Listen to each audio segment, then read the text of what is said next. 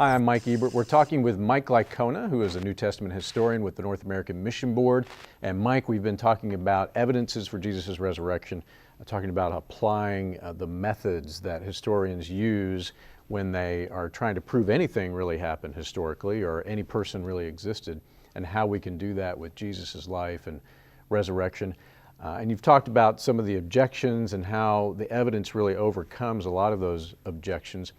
But let's talk a little bit about some of the remaining objections that still hold up, especially on college campuses today, because it seems like more than in any other place, that's where Christianity and Jesus and the New Testament are really under attack these days. Yeah, I'd say one of the ones I think it's kind of funny is that you have a number of people say that Jesus never existed. And it is pretty funny because, I mean, there isn't a single widely respected scholar in the entire universe that holds that view. The evidence for Jesus is so strong as to be pretty much beyond doubt. There are as many non-Christian sources who mention Jesus within 150 years of his life as there are who mention the Roman emperor, who was Tiberius, at the same time as Jesus' ministry within 150 years of his life. Now, in order to say that Jesus never existed, you have to explain away all of those sources somehow. To say Christian interpolation, or they got their information from Christians. And really, I mean, those kinds of arguments are desperate. Granted, one of those sources, the non-Christian sources, is Josephus, but he mentions Jesus on 2 occasions. One of those passages is disputed, but most Josephus scholars believe that Jesus is mentioned by Josephus in both passages. But surprisingly, the internet folks will say that all scholars say that Josephus' passage was, that one in particular, that was a complete forgery by a later Christian. And that is completely false. I've spoken with perhaps the leading Josephus scholar in the world, Louis Feldman, who told me that probably in terms of the ratio of Josephus scholars who say that Josephus mentioned Jesus in that disputed passage versus those who say that he probably didn't, is at least 3-1 and maybe as much as 5-1. So for them to say no scholar thinks that Josephus wrote that passage, it just shows that they're completely naive and ignorant to scholarship. And it just amazes me how many people, even college students today, many college students, will look at the online writings and how much weight they give to them. It's as though if you publish on the World Wide Web, that makes you a world-class scholar. When the truth of the matter is the only credential you need to post on the internet is you've got to be able to breathe. That's it. And there just are hardly anyone. I mean, when you look at these, you say, well, who's making these claims? They're not people with PhDs. So they're people like Earl Doherty, Acharya S., who have no more than a bachelor's degree. Now, a bachelor's degree is fine, but you don't call someone with a bachelor's degree a scholar, right, or an expert on these issues. So again, it's just not, no scholars today really, widely respected scholars would accept this kind of hypothesis because the evidence for Jesus is so good. But that's one of the things going on campus today. So if you're really going to dive into this, you really need to read some of the material that's being produced by the respected scholars out there in the field. Well, staying on the college campus, what else might I encounter from a professor or others on a college campus these days arguing against the evidences for the resurrection?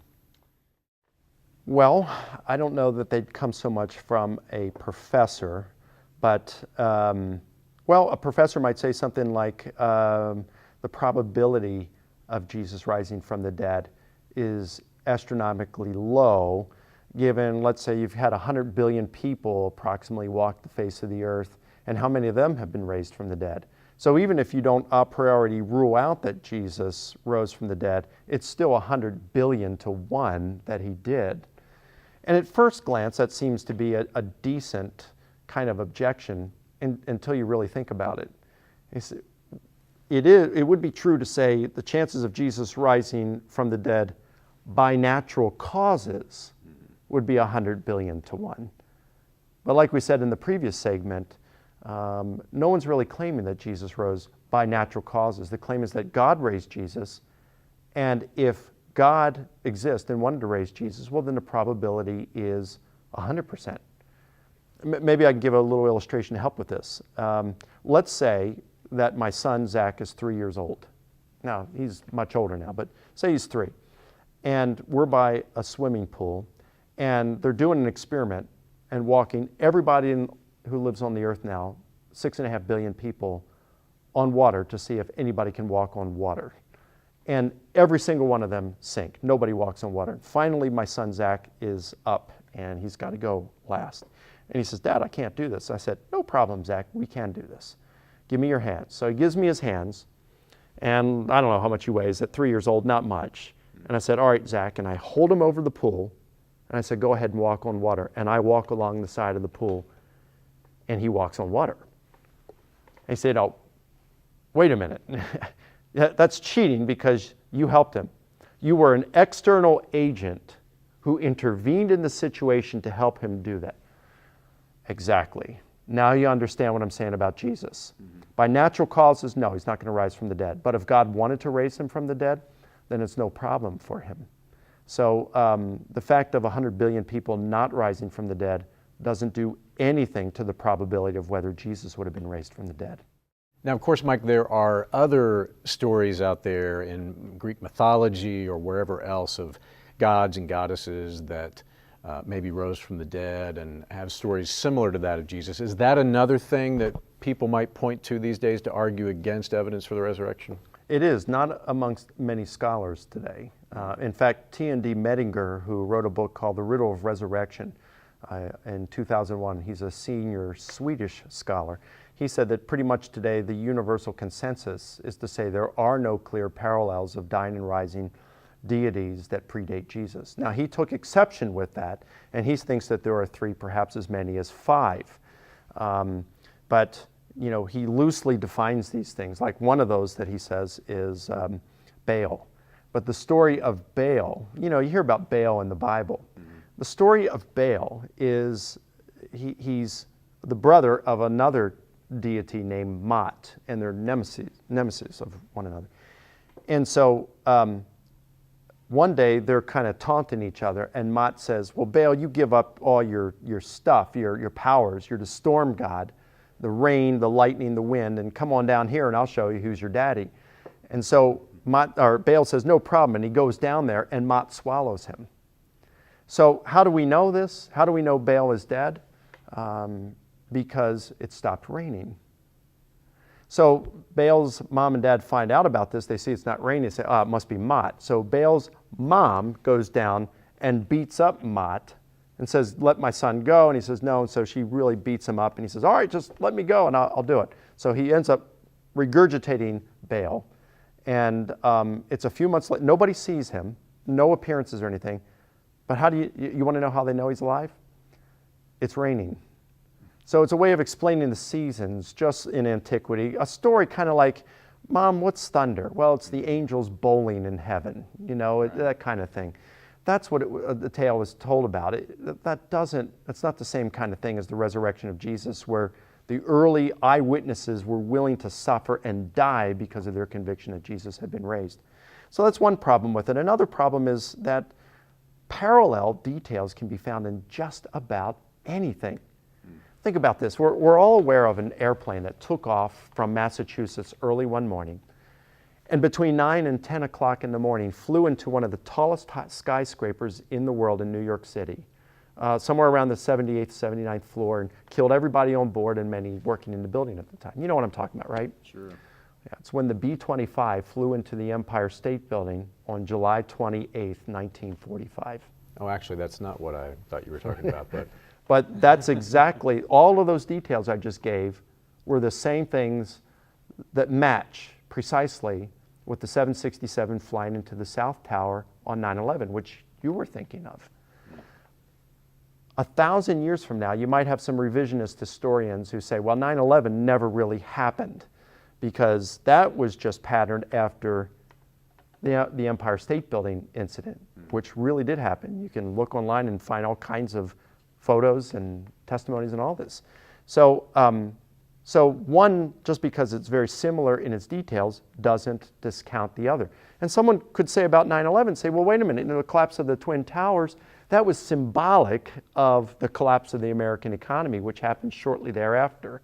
And make up all these things. The plane flying into the Pentagon showed that it didn't destroy the American government, but at that time there was corruption going on, and it severely weakened the government's power, or the polarity of opinions, the polarization between conservatives and liberals were hurting the strength of our country. You can make up all these symbols for these things and declare that that's a myth 1,000 years from now, and that the videos, the photos were all forged.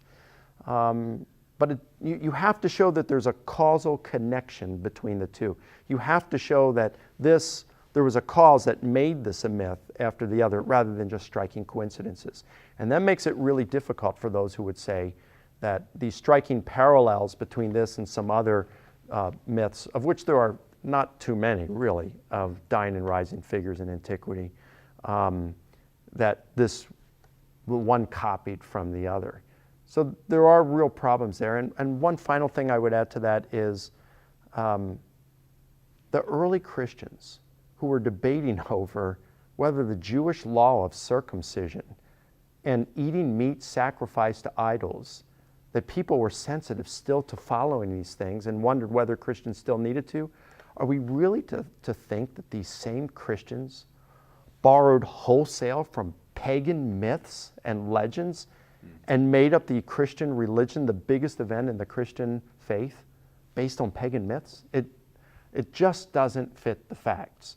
Paul, who's a pious Jew, who's persecuting the church, who thinks it's a Jewish heresy, isn't going to embrace it because of copying off of pagan myths. It doesn't fit the facts. Well, Mike, you talked earlier about the importance of people looking to credible scholars and credible research on this topic. Would you point people in a certain direction if they wanted to get started with this and just develop a stronger foundation for the historical case of Jesus' resurrection?